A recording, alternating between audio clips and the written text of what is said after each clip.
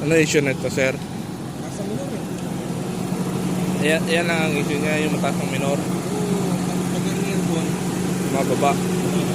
sira po yung makina. Para pag nakailaw.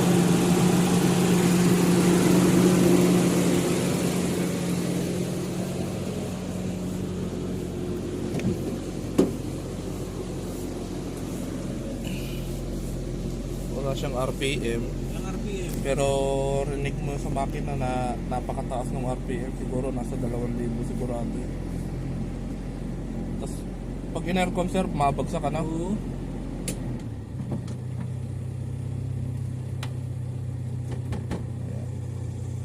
Ah, di pukpok din yung ano mo. Yung blower. Yung blower mo.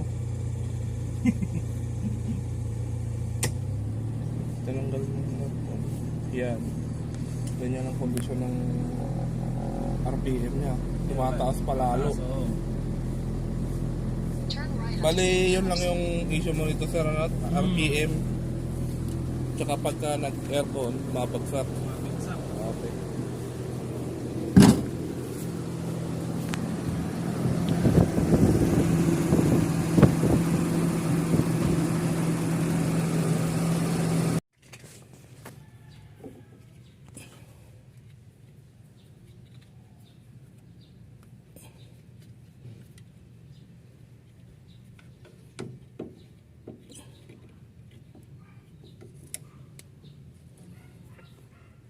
I-redondo mo nga. Neutral mo lang, ha? Tay, i-direct ako lang tayo. Diretso lang. Op, tama na. Isa pa. Op, tama.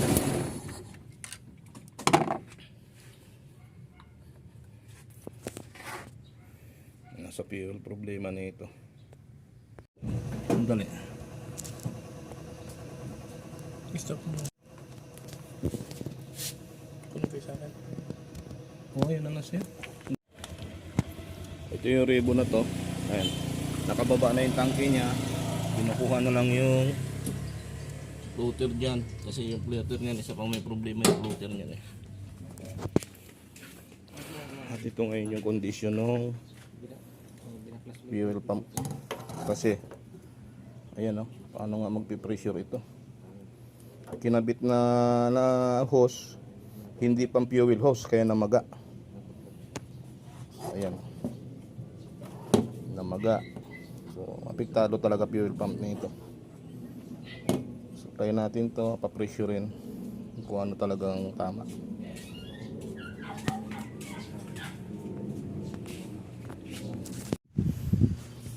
Itaas mo nga. Oh. Sige. Dandahan lang. Ayan. Gumagana pa. So, baba mo. Ngayon, yung wire na dalawa na to. Dito natin makikita kung mayroon.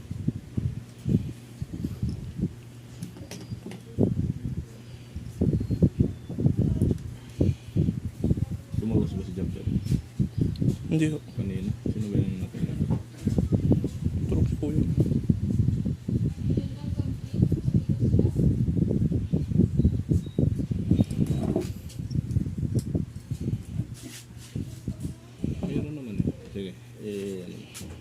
Sige. Hindi din yan. Pasalungat yan eh. Okay naman. Gumagana. Gumagana naman. Bakit hindi gumagana ron? Ulitin mo nga. Baka may minsan may galaw ng ano to eh. Ano? Sige.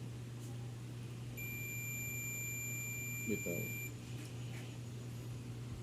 Baka naman may problema na yung ano mo. Sige. Ayun, nagre-response pa yung ano nito, resistor nito. Pressure nga. Kuskus mo lang. Sige. Ayan. O, lampas yan 50 kasi wala sa regulator. Sige. Op. Mataas nga yan, ganda nga ng pressure niya, no? Yan, dapat hindi siya hindi siya bababa basta-basta. Ang nangyari kasi pagka ganyan, pagka nirelease ko dyan, may pressure yan. Pag nakapirmi yung ganyan ng gauge niya. Nananatili kung Oo. So nangyayari kasi dahil yung hose baliktad. hindi, namaga na. So nagkaroon siya, kaya nagkakaroon ng build up na pressure muna eh. Pagka na-pressure na, doon lang siya aandar. Kasi tuloy-tuloy na siyang nakapump. Pero pagka naka-stack siya, bababa yan kasi loose ng pressure dito. So ito ang naging dahilan lahat niyan. Yung hose niya. Oo, yung hose Wala na yung pressure niya dahil Oo, dahil sa hose na yan. Pag andar, pag patay, singaw agad. So pag start mo uli, matagal na naman uli bago mag-build up ng pressure, tsaka andar. So alam mo na kung saan naging problema niyan. Yan ang problema dyan. Wala sa distributor ang problema dyan, kaya nag-starting yan. So share lang to doon sa mga meron kasi siyang pinuntahan at ang sabi distributor daw ang problema doon sa hard starting.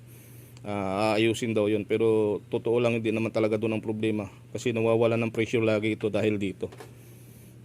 Kaya pagka naka-build up ng pressure, andar, pero pag pinatay, pag andar uli, build up uli siya ng pressure kaya naging hard starting. Okay? Lang natin. Ayan. Tingin mo ba itong ganito hindi maglo-lose pressure to? Magang magana, wala na halos humahawak ko. wala na talaga. So wala na. Ayan, nakakabit dito sa pump na yan. Ito yung housing ng pump. Ayan, ito yung housing ng pump. So ginaman lang nila ng ano. Ang problema kinabit, hindi fuel hose, namaga. So nung namaga, ayan na, ang problema na. Ito. Ganun yung prinsipyo ng pagtanggal namin doon, dapat mayroong sisirit. So ito yun, kasi nandoon ang pressure niya, nakikita mo yung pressure niya, nandoon naka-maintain. So i-release ko to, makikita mo reaction diyan. Ayan oh. Ayan, 'di ba? May sumisirit. Oh, 'yun. Dapat ganoon. May pressure lagi. So doon sa iyo, tinesting natin wala. Kaya nag-decide ako tanggalin yung pump. Kasi dito natin makikita kung anong naging kaso. Hindi ko naman kaya hulaan kung anong naging kaso niya sa loob eh. So nung makita natin yun na yun. Yun na yung problema. Okay na. Kasi tayo, tinigas yung pedal ko sa silinyador. Bakit tumigas? Ewan ko po, dito, hindi naman ganun yan. Kasi nga, binabaan ng gusto rito. Pagka kasi naglalak ko minsan yan. Para lang mapababa yung minor. Hindi dyan. Ayusin natin yan. John, andyan yung ano? Yung hangip. Iniisip ko kahapon, Android pa yung stand. Nasa loob yung stand, hindi ko maano. Hawak ko yung hose. Hawak ko to. Naku, sabi ko, Nakakatakot yan kasi alam mo, yung area na to malapit sa ignition system. Oh. oo nga po eh. So pagka nakaamoy ng apoy yun, gasolina yun eh. Patay ka dyan. Bayan. Tingnan mo muna John, yung unang nakakabit doon sa tinanggalan mo, yun muna ang siritan. Parehas lang ng size nito roon yun eh. Yung nakakabit dito, yun ang una mong testingin. Dapat yung dulo. Ito dapat yung papunta ron. Oh, testingin mo rito. Kung saan nakasaksak dito yung hose na yun, yun ang testingin mo. Pag may lumabas doon, pag pumusulit yun, mali nga ng lagayan. Unahin ko muna yun nandiyan sa gitna. Tingnan mo mabuti para nakabidyo ako dito. Dali O sige, hanginan mo. O ito nga, sige. O hop, putang ina, lumabas sa gasolina. Mali yan, ilipat sa kabila yan. Ilipat na lang to. O, okay na. Okay na to. Okay. Sana lang mag-react tong gauge nito.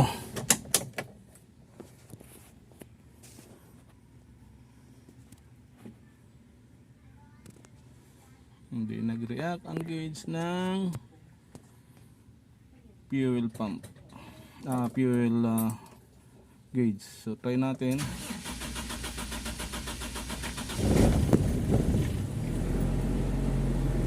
So patayin ko. Dati kasi ang hirap pa rin paandarin. Ang bilis na ngayon dyan, oh.